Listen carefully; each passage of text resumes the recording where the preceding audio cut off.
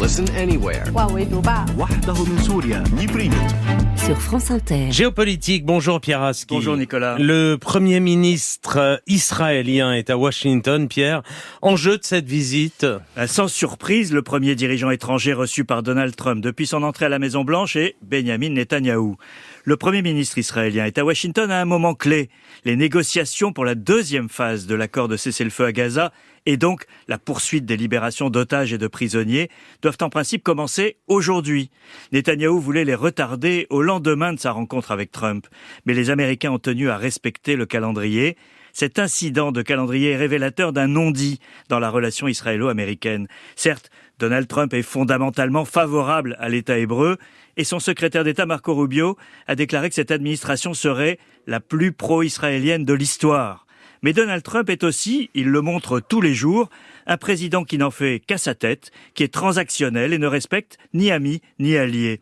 De ce fait, les agendas du président américain et du Premier ministre israélien peuvent ne pas coïncider. Sur quel point en particulier? Alors la deuxième phase de l'accord sur Gaza en est un exemple. Les familles des otages restants entre les mains du Hamas redoutent que Netanyahou ne souhaite pas entrer dans la deuxième phase une fois libérés les quelques 30 otages de la première étape. La raison en est que la deuxième phase doit s'achever par la cessation permanente des hostilités. Or, Netanyahou, comme une partie des Israéliens, ont été choqués de voir le Hamas sortir des tunnels, armés et toujours en contrôle de la situation. Le Premier ministre s'était engagé à éradiquer le Hamas, un objectif qu'il n'a pas atteint malgré l'élimination de ses chefs. La tentation de reprendre la guerre pour l'empêcher de consolider son pouvoir est forte. Donald Trump, lui, veut que cette guerre s'arrête, car il a un plan plus ambitieux en tête. Il veut absolument conclure un accord entre l'Arabie Saoudite et Israël, ce qui est impossible tant que dure cette guerre à Gaza.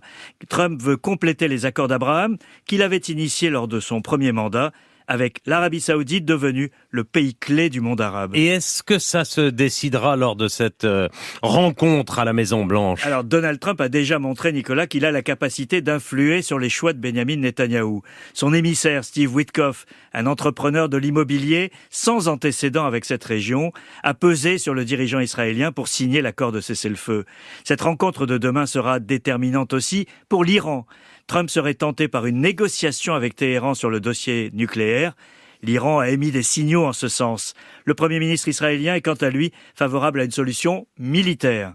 À Jérusalem, des panneaux publicitaires ont salué l'élection de Donald Trump comme celle d'un ami.